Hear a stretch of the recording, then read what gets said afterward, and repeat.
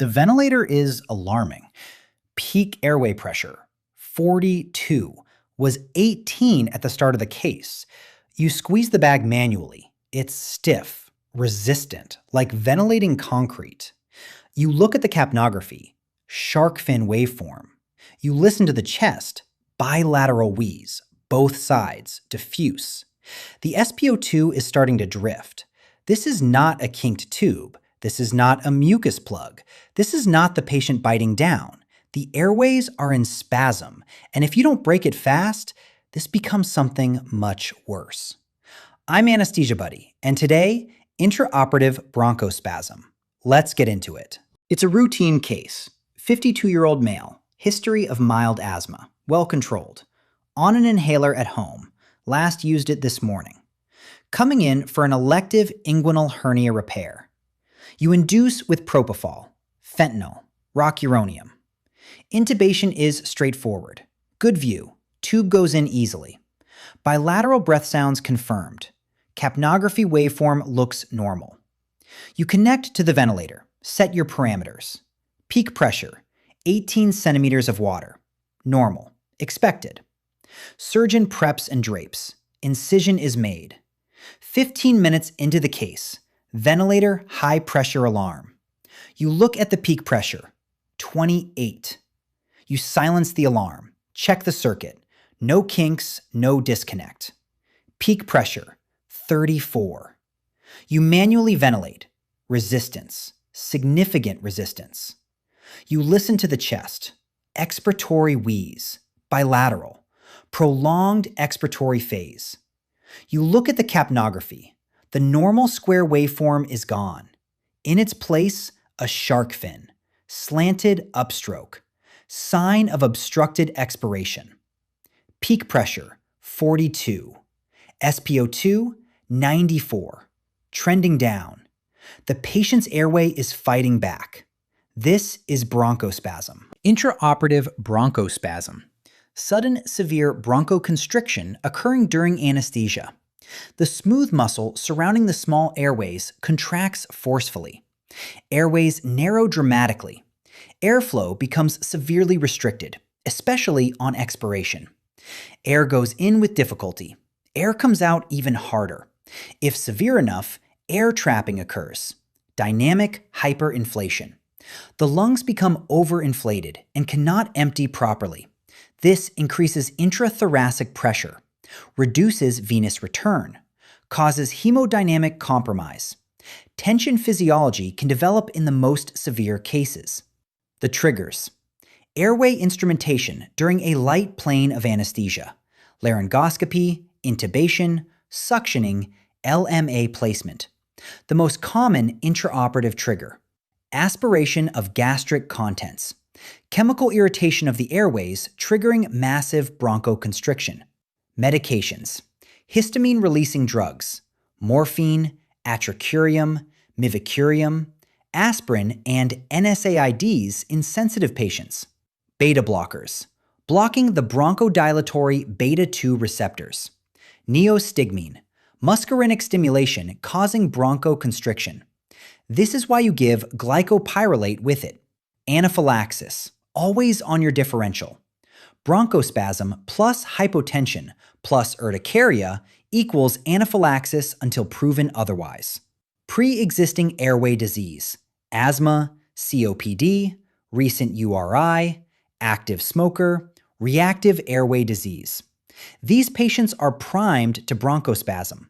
The signs you're seeing: rising peak inspiratory pressures, difficulty manually ventilating, expiratory wheeze bilateral, prolonged expiratory phase, shark fin capnography waveform.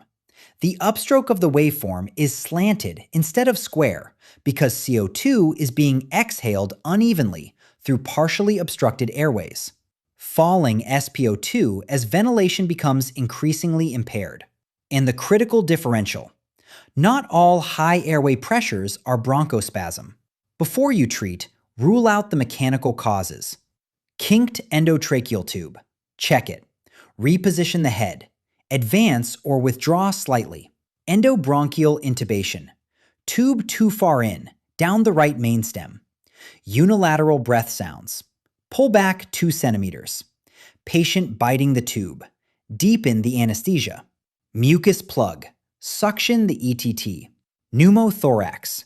Unilateral absent breath sounds. Hemodynamic instability. Completely different management. Rule these out first. Then treat bronchospasm. You have confirmed bronchospasm. Mechanical causes ruled out. Pressure's still climbing. Here is exactly what you do. Right now, in order. Step 1. Deepen the anesthesia immediately. Light plane is your enemy here. Airway instrumentation during a light plane is what likely triggered this in the first place.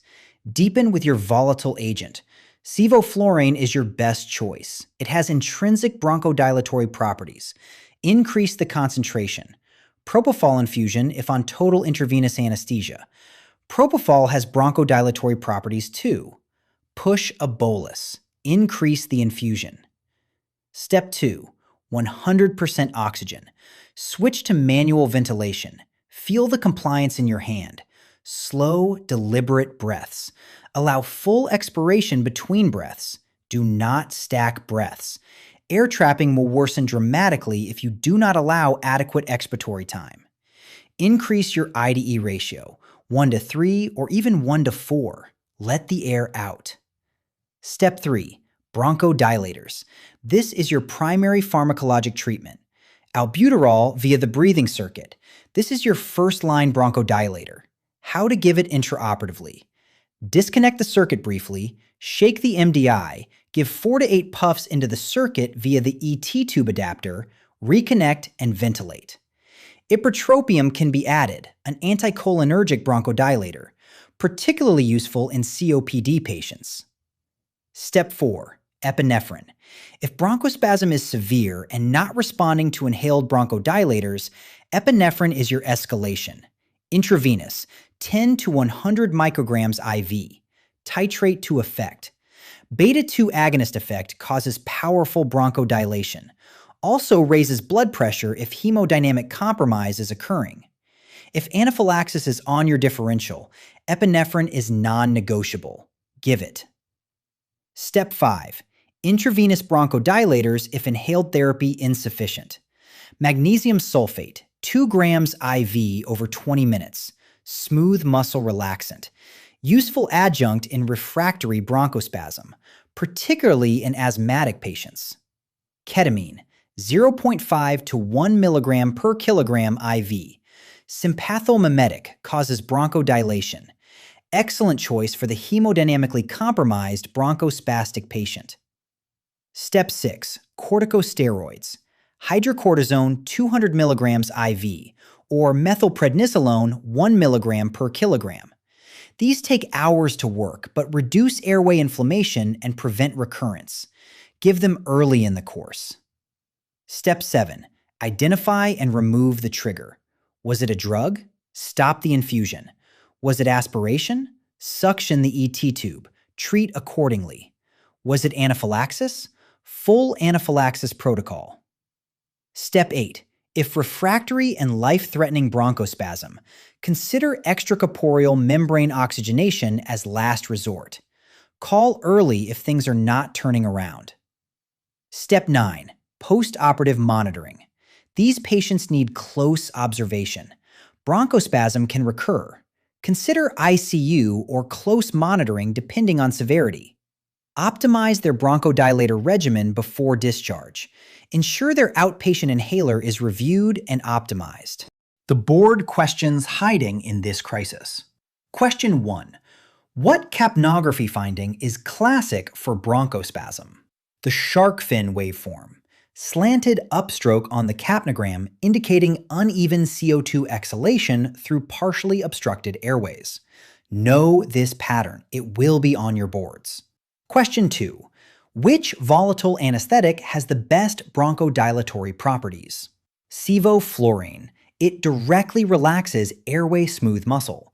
It is your first choice volatile agent in the bronchospastic patient.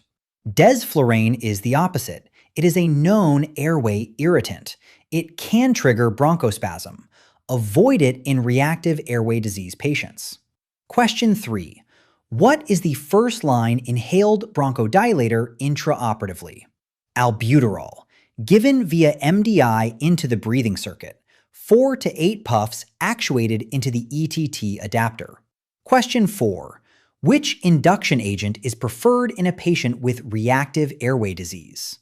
Propofol, bronchodilatory properties, suppresses airway reflexes well. Ketamine, sympathomimetic, powerful bronchodilator, excellent for the asthmatic patient. Avoid histamine-releasing agents. Question 5. Why is desflurane avoided in asthmatic patients? It is a potent airway irritant. It increases airway secretions and reactivity. It can precipitate severe bronchospasm, especially during induction and emergence. Intraoperative bronchospasm. It starts as an alarm you silence. It ends as a crisis you cannot ignore. The difference between those two moments is how fast you recognize it and how decisively you act. And the lesson behind all of it: your best treatment for intraoperative bronchospasm starts in the pre-op assessment. Ask about asthma, ask about recent URI, ask about their inhalers. Make sure they use them this morning. Optimize before the OR. The airway you protect in pre-op is the airway that doesn't fight you intraoperatively. If this helped you, share it with someone in clinical rotations right now. Subscribe to Anesthesia Buddy, because the best time to learn this is before you need it. I'm Anesthesia Buddy. Stay sharp. See you in the next one.